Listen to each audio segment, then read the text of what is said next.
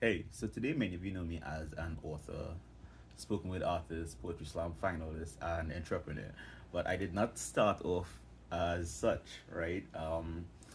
I actually was on the medical route a few years ago, and of course we remember the pandemic, and that definitely changed my trajectory by far.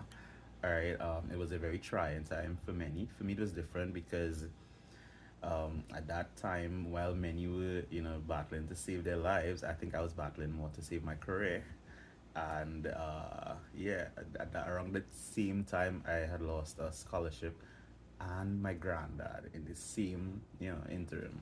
So that was tough to swallow. Definitely was wondering, who am I without these two things, And I was really wondering what was next, And wondering what was next was not an answer that came easily.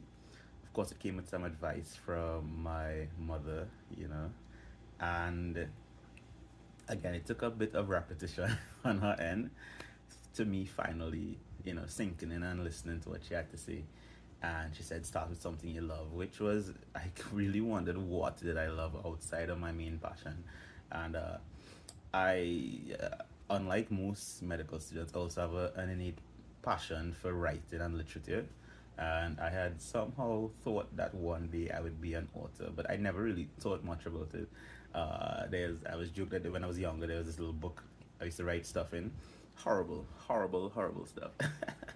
The rhymes were just there was one I wrote like, "How could one be so cool? When I think of you, I think of mold." I don't know who got me vexed that day. Maybe it was the lolly man. I don't know. Maybe he didn't pass. You know.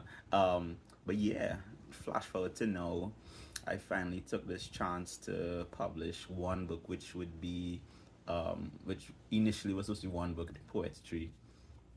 Uh, then it turned into somewhat of a trilogy. So I released I Am the Tree.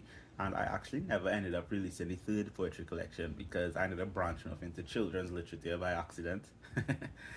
Wrote a children's Christmas book by accident, which was a great accident because it opened new doors, definitely a lot of new opportunities.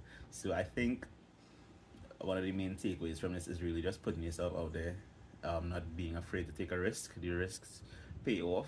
I mean, not pay off immediately. It takes a while to build trajectory. Uh, but yeah, you just have to keep pushing. I've even expanded into entrepreneurship with my Kingdom Ibis brand, which is taking flight.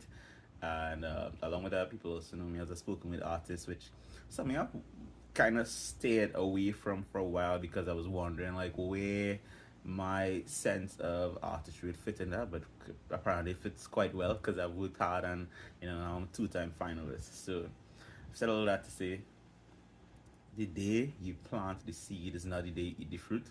You definitely just have to keep pushing. Surround yourself with people who are positive and would give you good advice. And try not to have too much of a painted roadmap of how you expect your life to be because it would hardly ever result as such. You have to be a little open-minded and just not trust the process, trust God, I would say, and he always says when the time is right, he'll make it right, so trust God, trust life, and just go for what you desire, go at it wholeheartedly, and you never know what will become of it. Maybe it might become a five-time author and two-time poetry slam finalist.